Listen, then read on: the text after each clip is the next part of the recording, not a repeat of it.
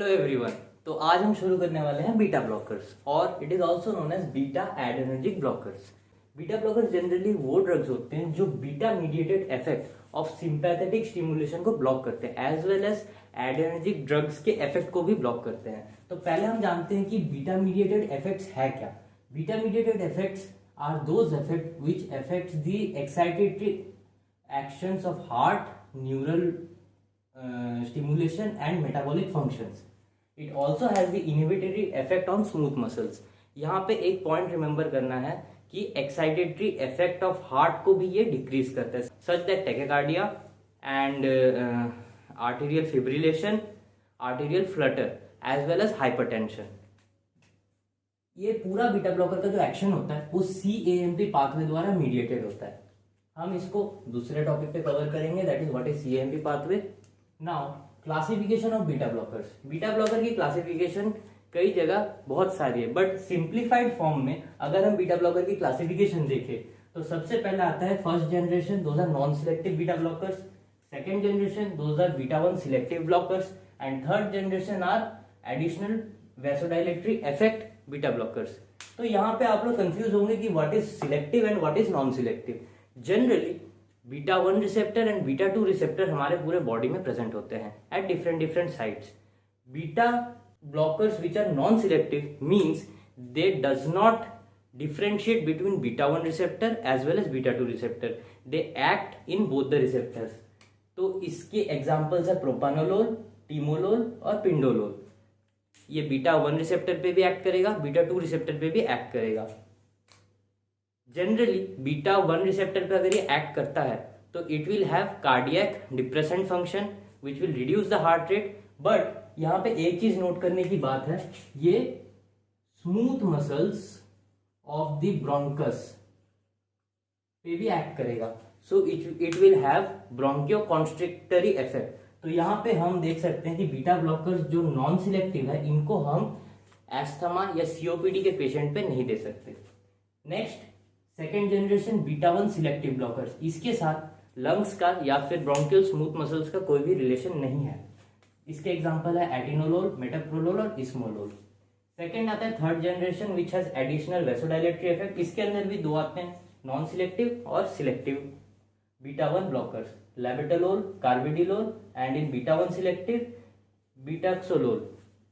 अगर हम देखें इस पूरे क्लासिफिकेशन का एक एक्सेप्शन है, that is ISA। So what is ISA?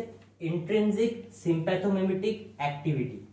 Generally क्या होता है, there are some beta blocker which has partial antagonist activity such that it stimulates beta receptors partially in the absence of catecholamines. Catecholamines such as dopamine and adrenaline or non-adrenaline. इसके example है pindolol और labetalol. तो यहां तक beta blocker की basic classification खत्म होती है। अगर हम मैकेनिज्म ऑफ एक्शन पे देखें, beta blocker generally blocks the catecholaminic और other adrenergic activity such that beta receptor does not get stimulated. Means catecholamines और अदर जो भी हॉर्मोन्स है वो बीटा रिसेप्टर पे जाएंगे, एक्ट करेंगे सच दैट हार्ट रेट बढ़ेगा। वहीं अगर हम प्रोपानोलोल या फिर कोई भी बीटा ब्लॉकर दे देते हैं तो बीटा जो रिसेप्टर्स होते हैं वो ब्लॉक हो जाएंगे, तो कैटाकोलामाइन जाके एक्ट नहीं कर पाएंगे such that beta receptor will be remain non active. So now we are gonna cover pharmacological properties of beta blockers.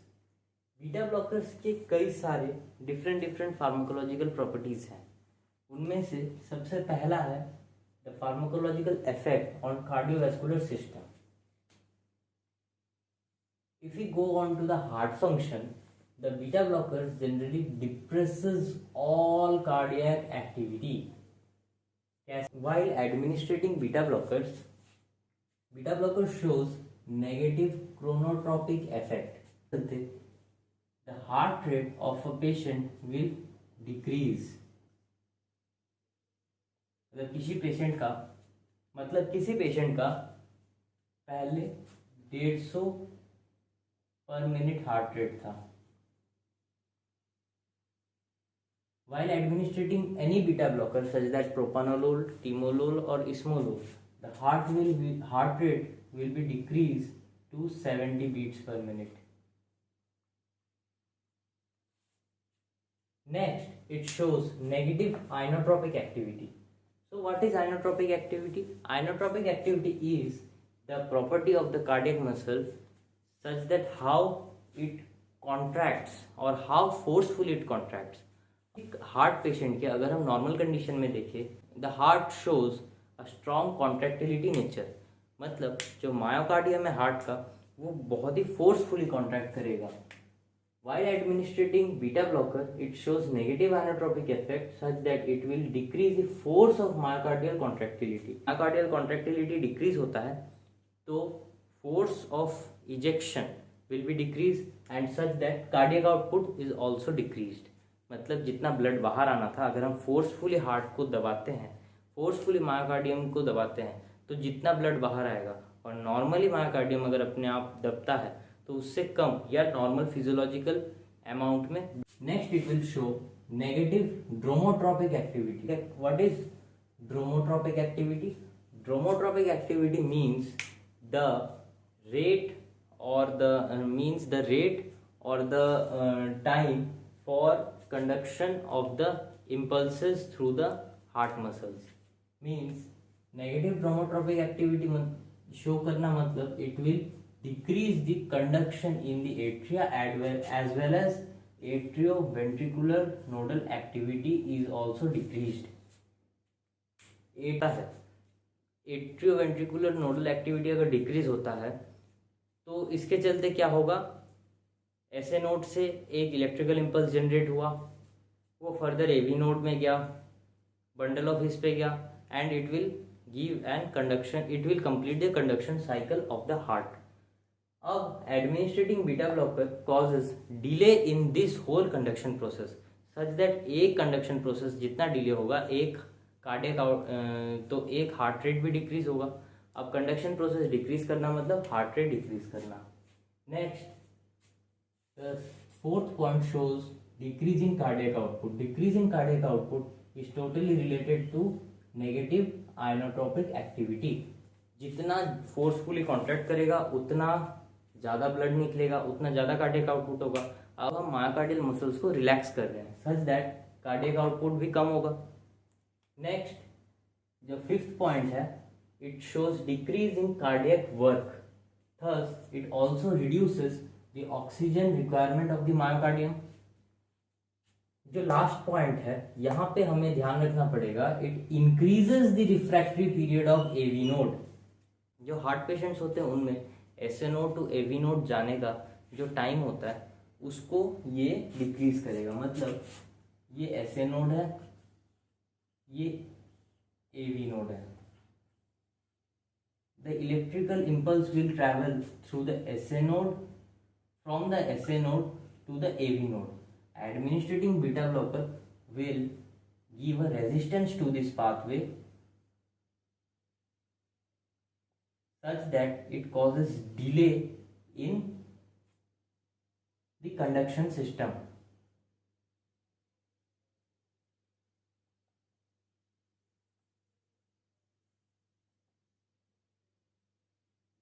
This conduction system means the refractory period of the impulse traveling from the SA node to the AV node will be get increased. Next, pharmacological properties of beta blockers in blood vessels. यहाँ पे थोड़ा interesting चीज़ है. Initially अगर हम किसी भी patient को beta blocker देते हैं तो first of all it will act on the beta 2 receptor. It blocks the beta 2 receptor it blocks the beta 2 receptor which is present on the blood vessel, which initially cause increase in PVR. PVR मतलब peripheral vascular resistance. इसका example हम ले सकते हैं, आप garden के जो होस पाइप होते हैं उसको अगर देखेंगे उस गार्डन के होस पाइप की जो डायमीटर होगी वो जितनी छोटी होती जाएगी, उसकी पानी की धार उतनी ज़्यादा दूर गिरेगी। And such that narrowing the diameter causes increase in peripheral vascular resistance। जितना ब्लड वेसल का डायमीटर छोटा होता जाएगा उतना ज़्यादा ब्लड को रेजिस्टेंस फील होएगी to eject out. Initially administering beta blocker increases this peripheral vascular resistance and such that blood will forcefully get ejected। But हमने क्या देखा, beta blockers cardiac output decrease कर रहा है। अब जितना भी ब्लड वेसल नैरो हो उस ब्लड प्रेशर इंक्रीज नहीं करेगा, but after certain point of time chronic use or prolonged use of beta blocker leads to fall in peripheral vascular resistance in patient with hypertension due to chronic reduction in cardiac output, such that both systolic and diastolic blood pressure is reduced। Third point क्या है? It also reduces the renin from the JG apparatus or the juxtaglomerular apparatus due to blockage of beta 1 receptor and increases the central sympathetic outflow। Second point है on the respiratory system।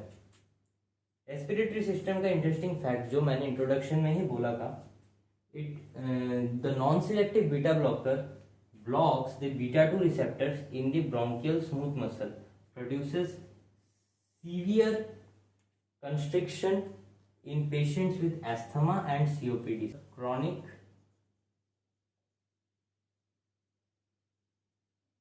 obstructive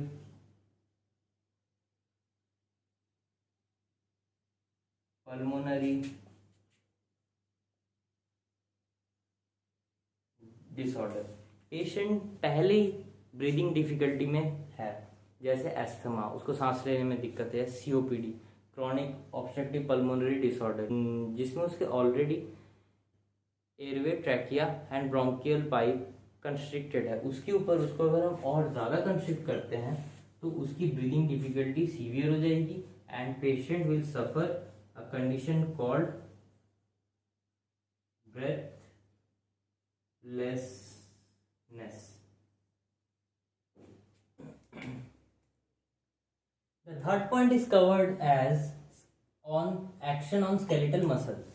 On chronic use of beta blocker, it causes skeletal muscle weakness।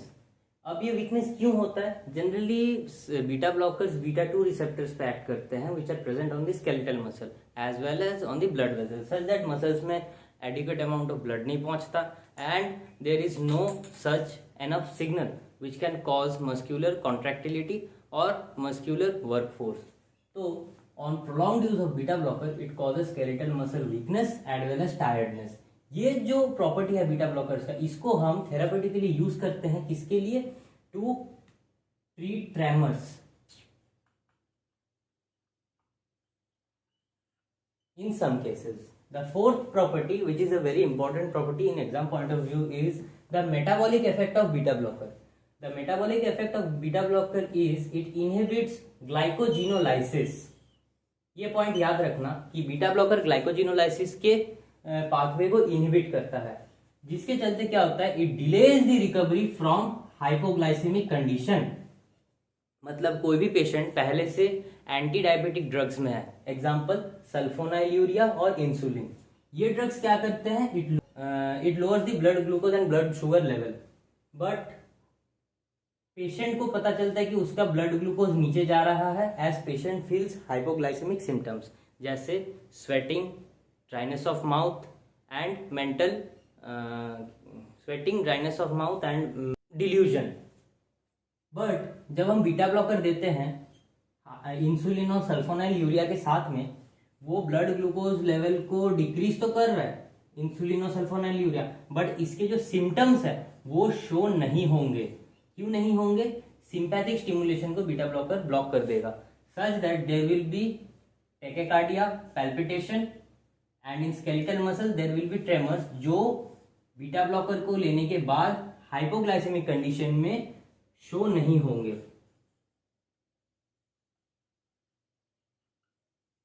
Due to this property diabetes patient will experience hypoglycemic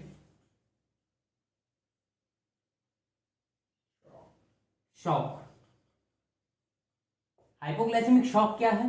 Hypoglycemic shock is the condition in which the glucose level, the blood glucose level of a patient decreases below the level of 60 and patient will directly go into diabetic coma.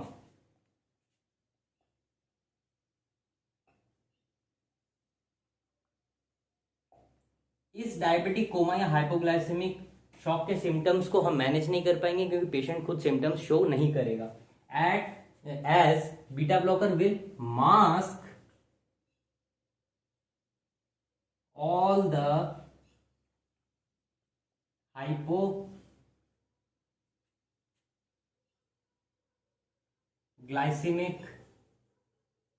Symptoms. हम आगे pharmacological uses या drug uses में पढ़ेंगे. Next जो fifth और last point है pharmacological properties of beta blocker का, that is on eye. On tropical application of beta blocker such as on tropical application of esmolol और टीमोलोल ऑइंटमेंट्स, आंख के ऊपर हम लगाते हैं, which reduces IOP means it reduces intraocular pressure. intraocular pressure को reduce कैसे करेगा? इंट्राओक्यूलर प्रेशर को ये रिड्यूस करेगा by reducing the secretion of aqueous humour in the eye. अब एक्वस ह्यूमर की बनने की जो रेट होगी उसको बीटा ब्लॉकर रिड्यूस कर देगा such that there will be a minimal secretion of aqueous humour and such that there will be reduction of intraocular pressure. This property is used in the patient of glaucoma.